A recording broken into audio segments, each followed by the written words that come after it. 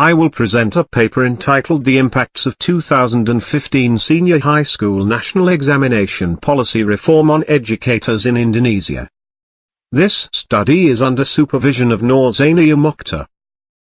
National examination is a standardized test and high-stakes test of education in Indonesia, and it is giving a psychological pressure to students, educators, and parents. However, in the early of 2015, the new Minister of Education of the Republic of Indonesia has decided to reform the national examination purpose, as a factor in deciding the student's graduation by assigning school a full authorization in deciding students' graduation.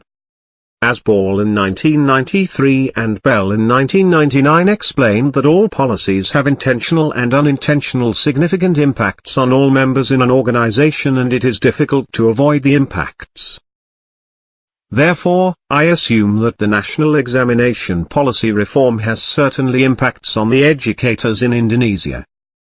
The purpose of study: to examine the impacts of the policy reform on educators in Indonesia by investigating the reforming points of the policy, analyzing the reforming aspects respectively in the new national exam policy and its impacts on educators, giving feedback to educators to respond to the new policy and the authority in order to make a better policy in the future.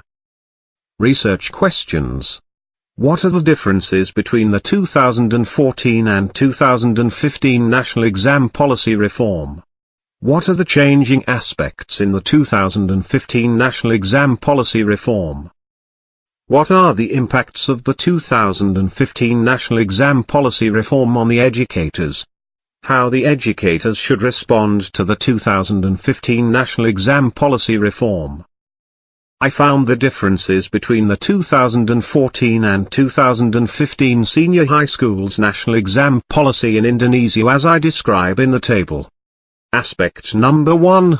The purpose of national exam. As I have mentioned before, now, school has a full authorization in deciding students' graduation. So, I marked it as a reformed point. Aspect number 2, the national exam technology. Now, student doing their national exam in paper-based test or computer-based test.